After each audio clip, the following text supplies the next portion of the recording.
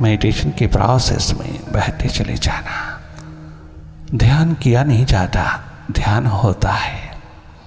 हर पल हर घड़ी ध्यान होता है। हम सब के पास ध्यान ही एकमात्र परम धन है जो सदा होता है।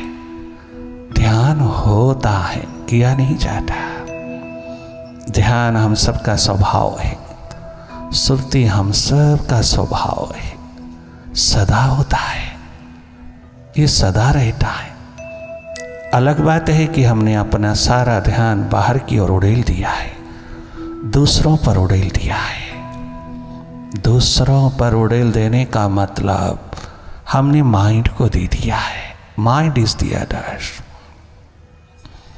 बाहर तो केवल माइंड का ही फैलाव है। सर्वप्रथम हमारा आइडेंटिफिकेशन माइंड के साथ होता है। Mind is the other, I am not a mind. Mind के साथ जुड़ते ही हमारा सारा ध्यान बाहर की ओर बह जाता है। हमारी सारी सुरती संसार की ओर बह जाती है। हम भीतर से खाली हो जाती हैं, इसीलिए चारों ओर अंधेरा छा जाता है। थोड़ा सा माइंड से हट करके अपने मिडल पॉइंट पर, अपनी मास्टरशिप में, अपनी स्वाभाविक स्थिति में आना।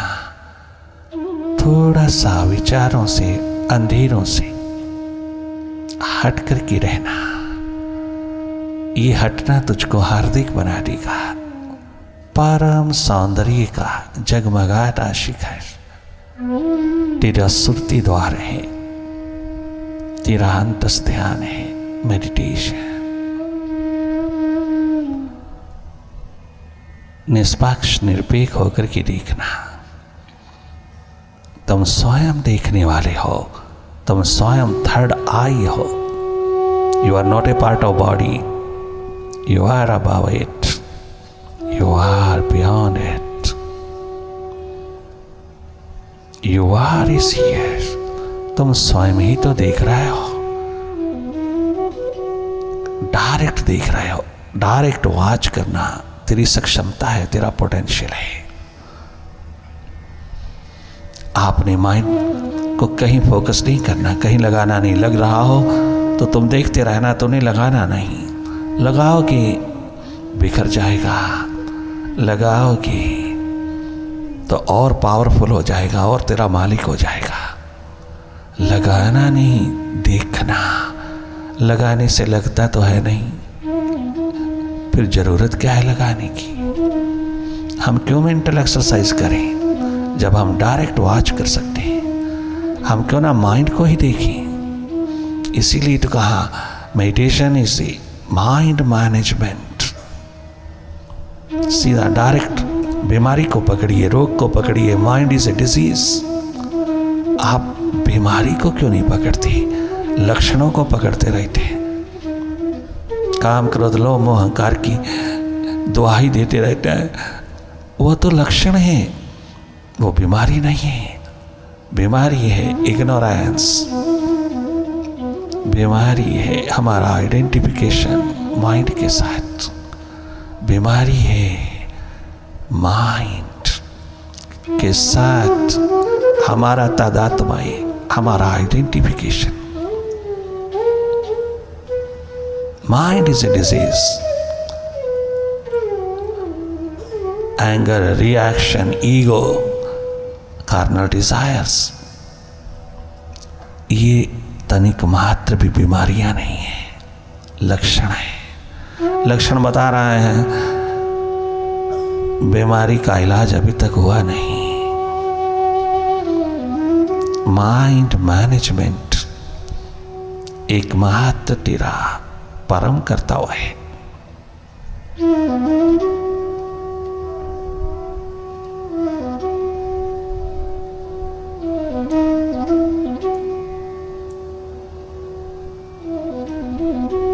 अपने स्वभाव में रहना, वर्तमान में रहना।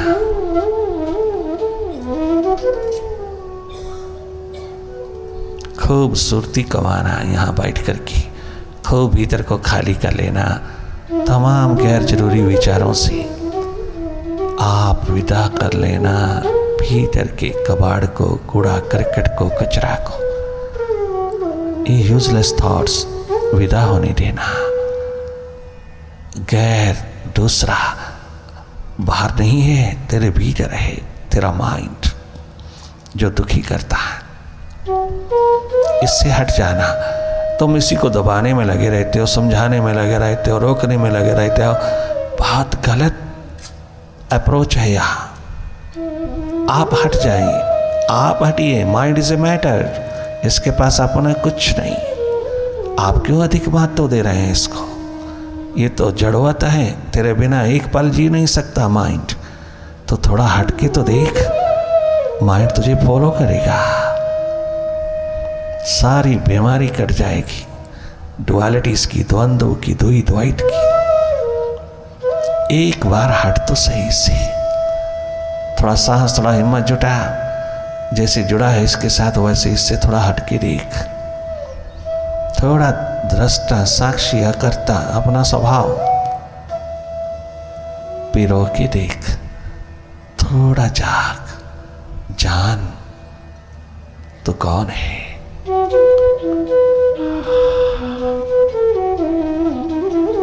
जरा देखिए तो सही, हम कहाँ हैं? विचारों की भीड़ में हम कहाँ खड़े हैं? कहीं हैं हम? अपने को ढूंढ लेना, अपने को खोज लेना। भीतर के अंधेरों में, विचारों की भीड़ में हम कहाँ हैं? तुम भीतर अपना आप जान लेना। प्रभु को चाहोगे तो शांति, आनंद, मस्ती अपने आप उतरती चली आएगी। अगर तुम मन की इच्छा, मन की कामनाएं पूरी करने में लगे रहोगे तो शांति कहाँ से मिलेगी? मन की इच्छाओं को, मन की कामनाओं को पूरा करने में 24 घंटे भागे फिरते हो। दर दर के भिखारी बने फिरते हैं हम मन की इच्छा पूर्ति के लिए, जो आज तक किसी के हाथ कुछ थमा ना सका। ये डपोर शंख आज तक किसी को कुछ दे ना सका। हम उसकी इच्छाओं की पूर्ति में अपना जीवन बर्बाद करें? क्यों इतने नादान होकर के जिए? सावधान, अपने आप को संभालिए, संभलिए, भांप लीजिए माइंड के स्वभाव को। फिर तुम कभी भी इसके गुलाम नहीं हो सकते।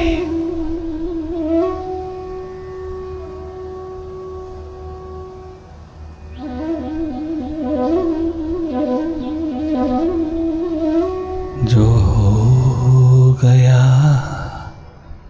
प्रभु का जीवन की राह पर, मिले हुए सांसों के रहते रहते, इस शरीर के रहते रहते, जो हो गया प्रभु का जीवन की राह पर, जो हो गया समर्पित प्रभु की राह पर, प्रीतम की राह पर।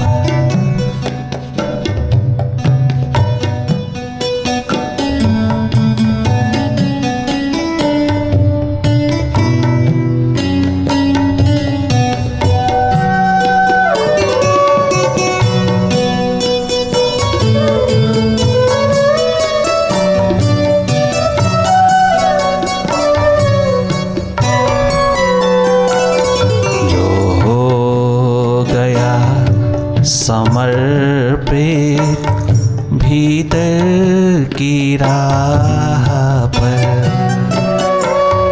जो हो गया प्रभु का जीवन की राह पर, प्रभु भी है करता अर्पण सब उसकी चाह पर, सब उसकी चाह पर जो हो गया प्रभु का जीवन की राह पर।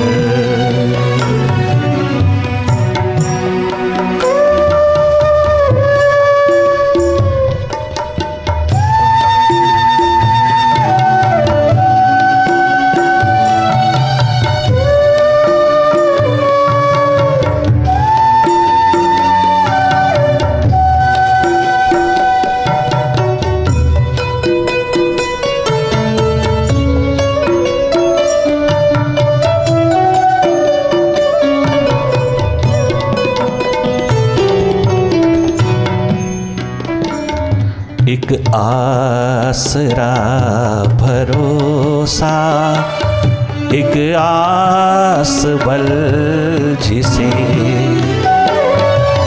महिमा की मांग की नहीं, प्यास है जिसे नहीं, प्यास है जिसे सब शक्तियाँ खजाने मिलते अथाह भर,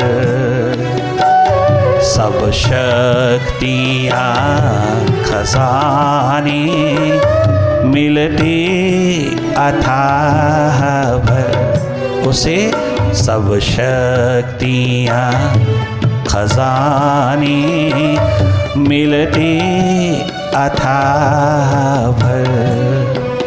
कितना सुंदर कबीर साहब ने कहा, कमी नहीं छोड़ी उसने। अरे झोपड़ी में रहने वाला क्या बोल रहा है, महलों में रहने वाला काशी का नरेश वो भाषा नहीं बोल सकता जो झोपड़ी में रहने वाला बोल रहा है। क्या कमी छोड़ी है ओ काशी के नरेश, उस मालिक ने मेरे द्वार पर क्या कमी छोड़ा है जब से मैं उसका हो गया। उसने क्या कमी छोड़ा है, हालांकि घर में 2 समय का भोजन नहीं। कबीर क्या कह रहा है, कबीर साहब गजब उठा रहा है। लड़के कमाल ने कहा, मेरा जवानी का समय आ गया है, मुझे पैरों पे खड़े होना है। पिताश्री मेरे लिए बिजनेस व्यवसाय का प्रबंध कीजिए, आप मेरे बाप हैं, आप मुझे पैरों पे खड़ा कीजिएगा पिताश्री। अब और अधिक मैं तेरे रंग ढंग में नहीं रह सकता। कबीर साहब हैरान हो गए कमाल की बात सुनकर के। पुत्र क्या कह रहा है, मुझको पैरों पे खड़ा कर, मुझको आत्मनिर्भर बना, मेरे लिए कोई बिजनेस, कोई व्यवसाय, कोई कामकाज की व्यवस्था करना आपका धर्म है, आपका परम कर्तव्य है पिताश्री। आप खोए रहते हैं राम नाम में, आप अपने मालिक की मस्ती में खोए रहते हैं। मेरा कुछ आपको फिक्र है, चिंता है।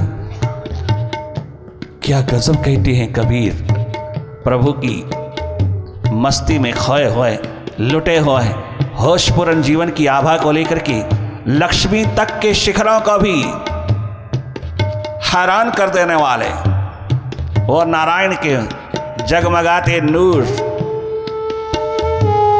कबीर साहब, जो नारायण भगवान की भी लाज रखते हैं।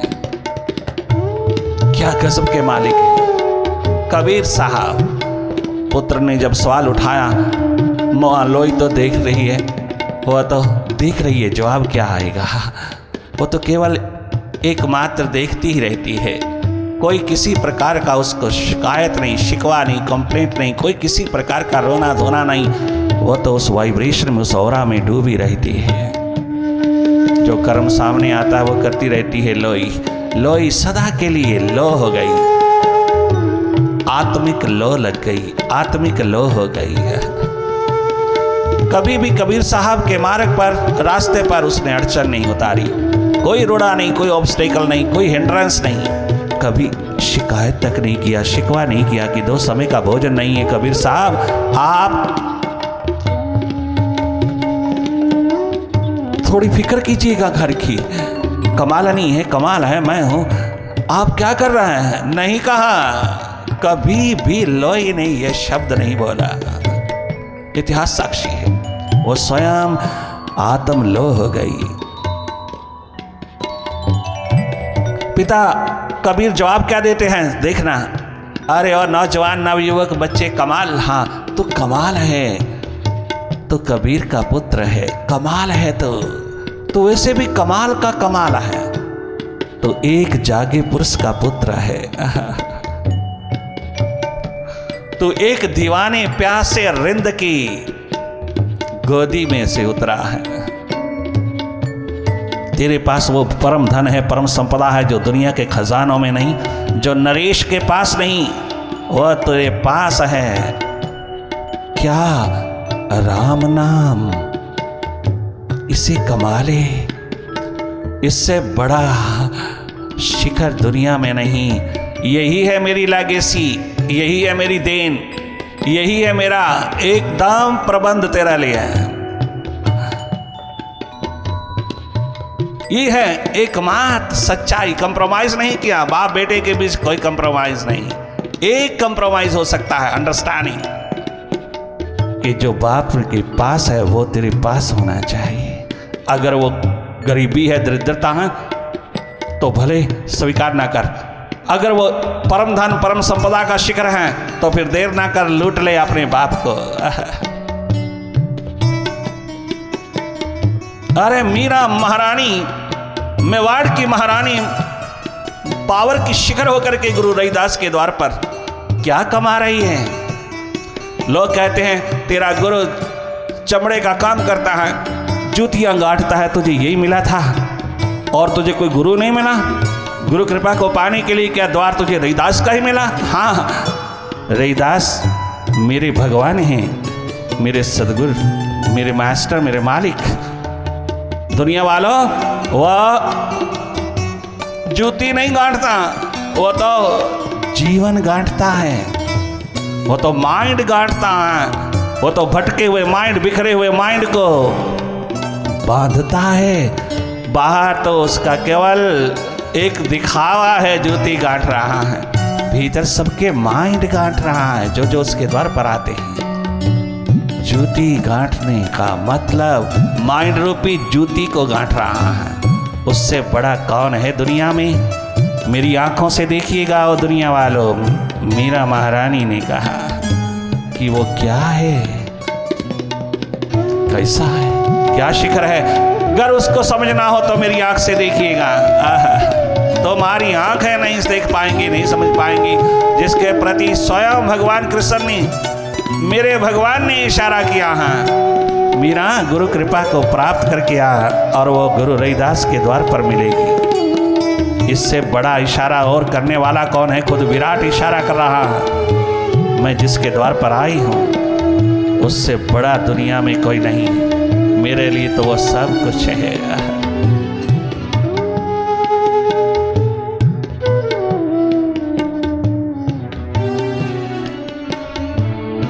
अरे ओ कमाल, तेरे द्वार पर वो शक्तियां हैं, वो खजाने हैं। अगर थोड़ी आंख भीतर से जोड़ के देख, मैं तेरी आंख को बाहर लगाने के लिए नहीं तुझे पैदा किया, मैं बाहर की ओर नहीं लगाऊंगा। वो तेरी मर्जी, तू लगता जा, मैं नहीं लगाऊंगा। मैं तो भीतर की ओर लगाऊंगा, जिसकी जरूरत आज सारे विश्व को है, सारे भारत को है, सारे देश को है, सारे काशी को है। काशी का नरेश भी यही चाहता है। कमाल, तो कमाल होके दिखा, तो बेमिसाल होके दिखा, तो बेपरवाह होके दिखा, तो एग्जाम्पल यूनिक बन के दिखा, तब तो मेरी संतान। वरना तेरा और मेरा क्या रिश्ता है, क्या नाता है?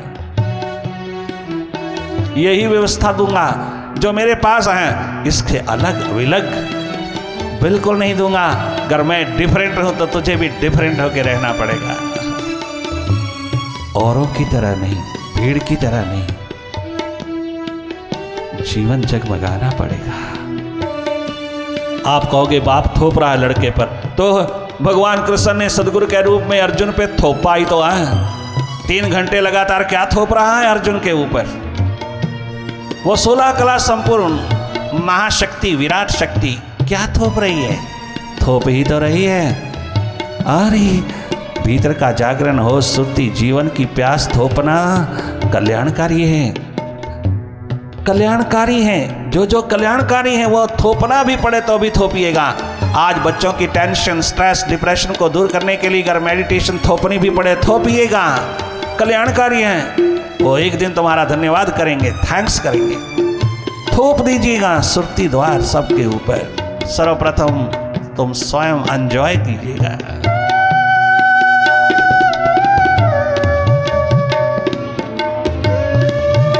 थोपना भी कल्याणकारी है। अगर जीवन दिशा है, अगर जीवन दिशा क्या रसायन है, अगर जीवन जगमगाता हो उससे तो वो थोपना भी, वो ज्ञान, ध्यान, स्मृति, सुरती थोपना भी महाकल्याणकारी है। वो सेवा साधना भी महान कल्याणकारी है, जिसमें जीवन का फूल खिले, उसे थोपना भी कल्याणकारी है।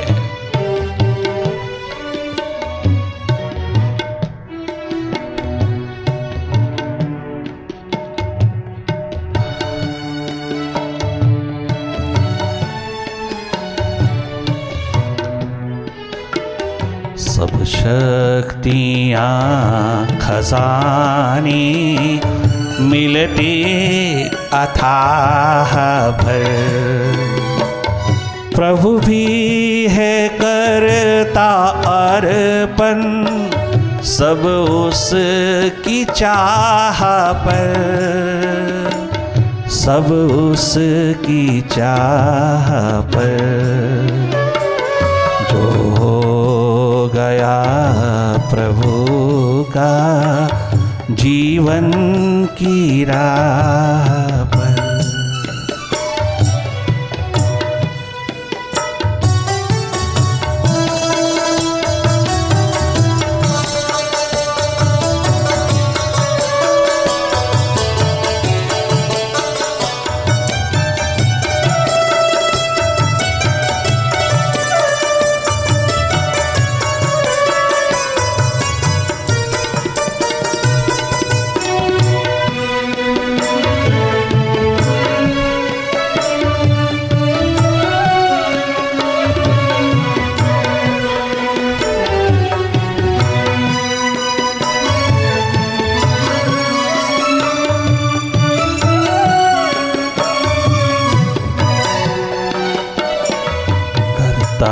सदा वो शुभ ही, ना फल की कोई इच्छा, करता सदा वो शुभ ही, ना फल की कोई इच्छा। हर बात में है राजी, हर रंग लगता अच्छा, हर हाल में वो राजी, हर रंग लगता अच्छा, हर रंग लगता अच्छा। जिसकी निगाहें प्रभु पर, प्रभु की निगाह उस पर, जिसकी निगाहें प्रभु पर। चॉइस, चुनाव देखना, तुम्हारी नजरों का चुनाव क्या है? मटेरियल या मालिक, संसार या संसार के बनाने वाला, प्रभुता, प्रभुताई या प्रभु, महिमा, मान, समान, महिमा, मान, समान, वाहवाई या उस मालिक के शिखर, मालिक या महिमा, मान, सम्मान, किसकी चाहना है? किसके प्रति चुनाव है? कहाँ हाथ रख रहा है? कहाँ आंख रख रहा है? ये तो स्वयं देख लेना, स्वयं अपना एनालिसिस कर लेना, विश्लेषण कर लेना। तेरे दुख का कारण तुझे समझ में आ जाएगा। क्या हम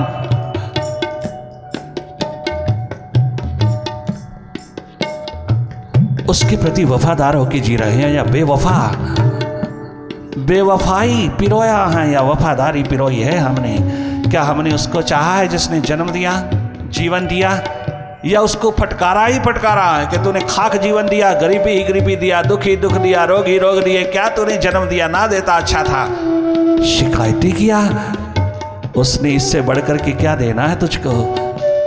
इससे बढ़ के देना क्या है? मानव जन्म, मानव चोले से बढ़कर के वो क्या देगा? उसके पास तो आखिरी वरदान ही यही है, यही है देने लायक उसके पास आखिरी।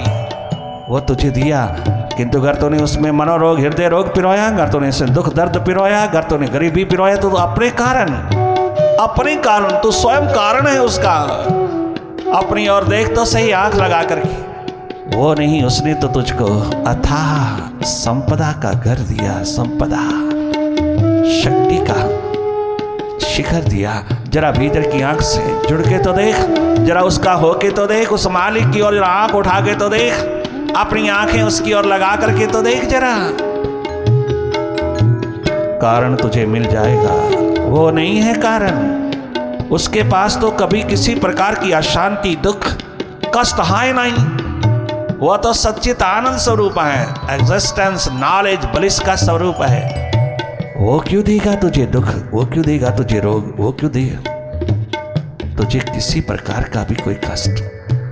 वो उसका अंश होकर के तो दुखपूर्ण जिए, तो भटका हुआ जिए, तो बिखरा हुआ जिए, तो अपने अंशी को कलंक लगा रहा है, तो अपने अंशी को ही बदनाम कर रहा है, तो उसके द्वार पे कलंक लगा रहा है। कभी तूने अपने आप को देखा, अपना एनालिसिस किया? तूने अपने भीतर की एनालिसिस किया? दूसरे को ही तूने जिम्मेदार ठहराया? तूने अपने भीतर की कमियां, कमजोरियां ना देखा? तूने अपना आप नहीं देखा कि तू कहाँ है, क्या कर रहा है तू? उसने तो सबको सुख स्वरूप, सुखद, स्वस्थ बनाया है। उसने तो अपना अंश कभी भी दुखपूर्ण नहीं देखना चाहा। अगर वो स्वयं ही दुखपूर्ण होके जिए, क्योंकि कर्म करने का अधिकार पूरा का पूरा अगर इंसान ने मांगा है, तो फिर कर्म तेरा बढ़िया होना चाहिए ना। तेरा कर्म अंशी को स्वीकार होना चाहिए ना। अगर कर्म करने का पूरा अधिकार मानव के पास, इंसान के पास है, तो फिर तेरी चॉइस, तेरा चुनाव सही दिशा का होना चाहिए ना, जिससे तू स्वयं भी सुखद, स्वस्थ होए और अपने अंशी के द्वार को भी आबाद कर देवे। तेरी चॉइस, तेरा चुनाव किस दिशा का है, ये तेरा कारण बनेगा सुख दुख का। अधिकार तेरे पास, हक तेरे पास, कर्म करने का पूरा पूरा अधिकार मानव के पास। अब तू नहीं देखना है कर्म किस दिशा का करूं जिससे जीवन सुखी हो। अगर पता नहीं तो उस सही दिशा में चलने वालों से आंख ले लेना, नजर ले लेना, थोड़ी दिशा ले लेना, थोड़ा उनका सानिध्य ले लेना। जिसकी निगाहें प्रभु पर, प्रभु की निगाह उस पर। जिसकी निगाहें प्रभु, प्रभुता पर नहीं, प्रभु पर, प्रभु की निगाह उस पर, प्रभु की निगाह उस पर, प्रभु की निगाह उस पर। जो हो गया समर्पित जीवन की राह पर, जो हो गया समर्पित